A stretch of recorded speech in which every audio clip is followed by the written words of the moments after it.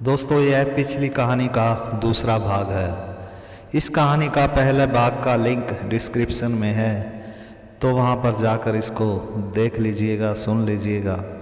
तो चलिए आगे स्टार्ट करते हैं। राक्षस ने राजकुमार को कहा, पास के जंगल में ही एक जादूगर रहता है। उसके पास एक घोड़ा है जो बहुत ही ज़्यादा तेज चलता है। अगर तुम उस घोड़े को लाकर मुझे दे दो तो मैं यह तोता तुम्हें दे दूंगा। राजकुमार ने कहा, ठीक है, मुझे एक मौका दो। राजकुमार वहाँ से चलकर जंगल में पहुँच गया। उस जंगल में वह हिरण उसको फिर से मिल गया। हिरण को देखकर राजकुमार बड़ा अचंभित हुआ। राजकुमार ने उस हिरण से पूछा, तुम यहाँ क्या कर रहे हो? हिरण ने उत्तर दिया, मुझे तुम पर बहुत दया आ रही है। तुमने मेरा कहना नहीं माना, लेकिन फिर भी मैं तुम्हारी सहायता करना चाहता हूँ। बताओ, गुफा के अंदर क्या हुआ था? राजकुमार ने घोड़े वाली पूरी बात बता दी। हिरण ने कहा, ठीक है, मैं तुम्हें उस जादूगर के महल तक पहुंचा देता हूं। उसके बाद वह हिरण राजकुमार को लेकर जादूगर के महल तक पहुंच गया। हिरण ने कहा, उस घोड़े की पीठ पर सोने की गद्दी रखी हुई है। उसके पास ही एक मखमल की गद्दी रखी होगी। तुम उस सोने की गद्दी को उतार कर उस घोड़े पर मखमल की गद्दी लगा देना और उस पर बैठकर महल से बाहर चले आना, और यह काम तुम्हें रात के अंधेरे में ही करना होगा। आधी रात को जब सारे पहरेदार सो गए तो राजकुमार जादूगर के महल में पहुंच गया। वहां जाकर राजकुमार ने देखा, बड़ा ही सुंदर तथा विशाल घोड़ा वहां एक पेड़ के पास बंधा हुआ था और उसकी पीठ पर एक सोने की गद्दी लगी हुई थी। राजकुमार को वह गद्दी बहुत ज़्यादा सुंदर लगी और उसकी सुंदरता के आगे उसको हिरण का कहा भी याद नहीं रहा। उसने घोड़ा खोल लिया और उसकी पीठ पर सवार होकर महल से बाहर की तरफ चल पड़ा। थोड़ी ही देर में घोड़े ने जोर जोर से हिनहिनाना शुरू कर दिया। घोड़े की आवाज़ सुनकर पहरेदारों की आंख खुल गई और उन्होंने राजकुमार को पकड़ लिया। राजकुमार को जादूगर ने बकरा बनाने का फैसला कर लिया। राजकुमार ने माफ़ी मांगी तो जादूगर ने कहा, मैं तुम्हें एक शर्त पर माफ़ कर सकता हूँ, अगर तुम मेरा काम करो तो। राजकुमार ने कहा, मैं तुम्हारा हर काम करने के लिए तैयार हूँ, बस मुझे अपने जादू से बकरा मत बनाना। जादूगर ने कहा, यहाँ से 10 कोस की दूरी पर एक नगर है। उस नगर की राजकुमारी बहुत ही ज़्यादा सुंदर है। अगर तुम उस राजकुमारी को मेरे पास ले आओ तो मैं तुम्हें माफ़ कर दूंगा और घोड़ा भी तुम्हें दे दूंगा। दोस्तों, वीडियो को लाइक ज़रूर कर दीजिए। राजकुमार ने कहा, ठीक है, मैं कोशिश करूंगा। यह कहकर वह राजकुमार जादूगर के महल से बाहर निकलकर उस नगर के पास पहुंच गया। वहां जाकर उसने देखा कि वह हिरण फिर से वहां पर था। राजकुमार बड़ा ही अचंभित हुआ। उसने हिरण से पूछा, तुम यहाँ क्या कर रहे हो? हिरण ने कहा, तुम मेरा कहना नहीं मान रहे हो, लेकिन पता नहीं क्यों मुझे तुम्हारा साथ देना पड़ रहा है। राजकुमार ने कहा, ठीक है, अब मुझे आगे क्या करना होगा? मुझे इस नगर की राजकुमारी को उस जादूगर के पास पहुंचाना है। हिरण ने कहा, तुम राजा के पास चले जाओ और उनको सारी बात बता दो। यह कहकर राजकुमार राजा के पास चला गया और उसने राजा को बताया कि थोड़ी ही दूर पर जो जादूगर रहता है उसको आपकी पुत्री यानी राजकुमारी की ज़रूरत है। राजा ने राजकुमार को कहा, मैं तुम्हारे साथ राजकुमारी का विवाह कर दूंगा अगर तुम उस जादूगर को मार दो तो। राजकुमार ने कहा, ऐसा कैसे संभव है? वह जादूगर तो बड़ा ही ताकतवर है। राजा ने उत्तर दिया, ऐसा कुछ भी नहीं है। उस जादूगर की जान एक कौवे के अंदर है और वह कौवा उसके महल के अंदर ही उस घोड़े के पास एक पेड़ के ऊपर पिंजरे में लटका हुआ है। अगर तुम उस कौवे को मार दोगे तो जादूगर अपने आप ही मर जाएगा। राजकुमार ने कहा, आप बिल्कुल सही कह रहे हो। मैंने एक कौवे को पिंजरे में वहाँ पर देखा भी था। राजकुमार ने राजा को एक योजना बताई। योजना के अनुसार राजा ने राजकुमारी को राजकुमार के साथ भेज दिया। राजकुमार राजकुमारी को साथ लेकर जादूगर के महल में चला गया। राजकुमारी को देखकर जादूगर बड़ा ही खुश हुआ। उसने राजकुमार को घोड़ा ले जाने की आज्ञा दे दी। राजकुमार घोड़े के पास चला आया। वहीं पास में ही एक पेड़ पर एक पिंजरे के अंदर एक कौवा लटक रहा था। राजकुमार ने तुरंत ही उस कौवे को पिंजरे से निकालकर उसकी गर्दन मरोड़ दी। कौवे के मरते ही जादूगर भी मर गया।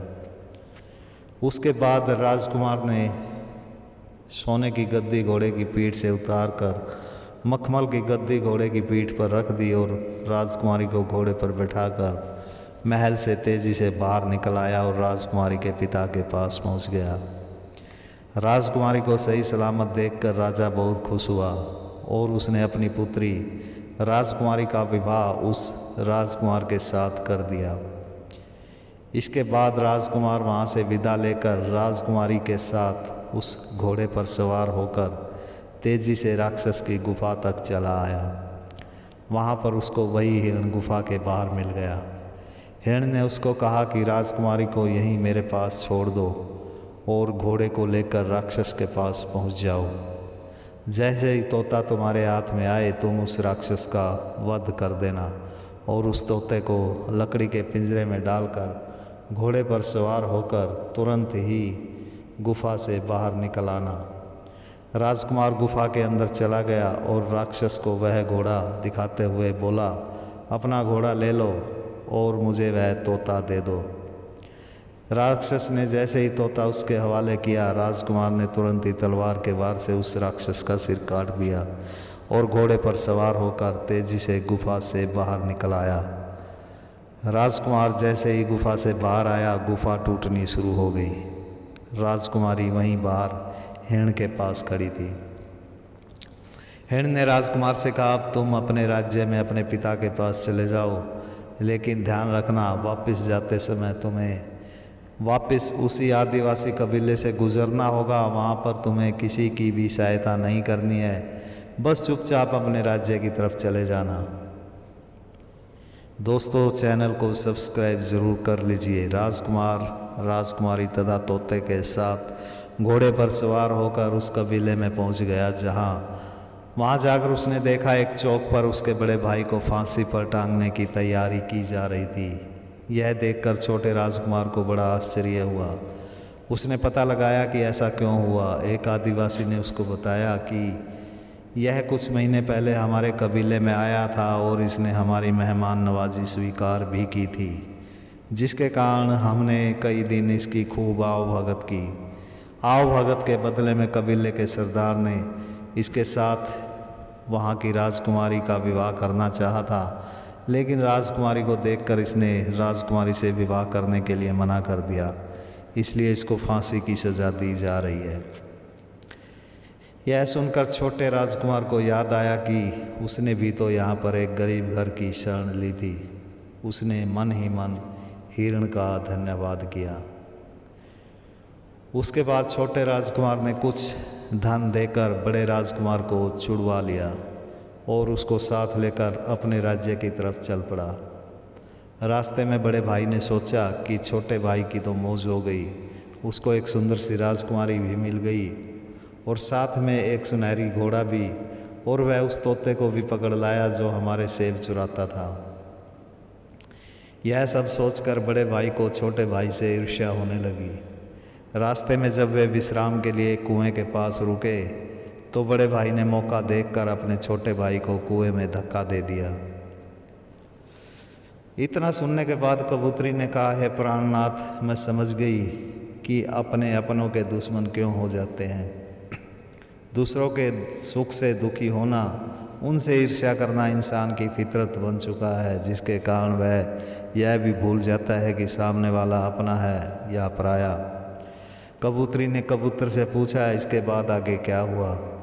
कबूतर ने बताया, इसके बाद बड़ा राजकुमार राजकुमारी तथा तोते के साथ उस सुनहरी घोड़े पर सवार होकर अपने राज्य में चला आया। वहाँ पर राजकुमार को देखकर राजा बहुत खुश हुआ। राजा ने बड़े राजकुमार की खूब प्रशंसा की। तोते के पकड़े जाने के कारण उनके सेब चोरी होना भी बंद हो गए थे। कुछ दिन ऐसे ही बीत गए। राजकुमारी हमेशा उदास रहने लगी। तोते तथा घोड़े ने भी खाना पीना काफ़ी कम कर दिया था। यह देखकर राजा को कुछ अजीब सा लगने लगा था। उधर जंगल में कुएं के अंदर छोटे राजकुमार की मृत्यु नहीं हुई थी। जैसे ही उसको होश आया, उसने ज़ोर ज़ोर से आवाज़ लगानी शुरू कर दी, लेकिन वहाँ सुनने वाला कोई भी नहीं था। तब उसको उस हिरण की याद आई। छोटे राजकुमार ने थोड़ी ही देर में उस हिरण को कुएं के किनारे पर खड़ा हुआ पाया। हिरण ने छोटे राजकुमार को कहा, मैंने तुमसे कहा था कि किसी की सहायता नहीं करनी है, लेकिन तुमने फिर मेरा कहना नहीं माना। लेकिन तुम्हारी सहायता करने के लिए मैं मजबूर हूँ, इसलिए मैं तुम्हें कुएं से बाहर निकाल रहा हूँ। इसके बाद हिरण ने किसी तरह राजकुमार को कुएं से बाहर निकाल दिया। दोस्तों, लाइक ज़रूर कर दीजिए। राजकुमार ने हिरण का धन्यवाद किया।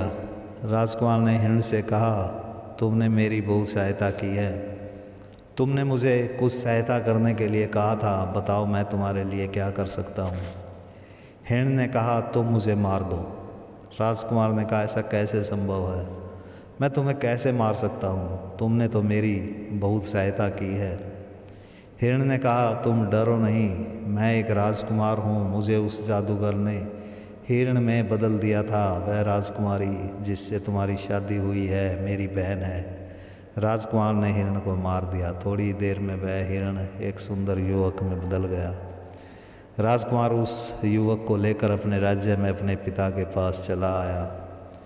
अपने छोटे पुत्र को देखकर राजा को बहुत खुशी हुई। राजा ने राजकुमार से कहा, पुत्र तुम इतने दिन कहाँ रह गए थे? राजकुमार ने कहा, पिताश्री, बड़े भाई ने मेरे साथ धोखा किया है और मुझे मारने की कोशिश की। इसके अलावा जो राजकुमारी, घोड़ा तथा तोता वह लेकर आया है, वह सब मैं ही लेकर आया था। उस राजकुमारी से मेरा विवाह हो चुका है और वह मेरी पत्नी है, तथा घोड़ा मैं जादूगर से और तोते को राक्षस से मैंने आज़ाद कराया है।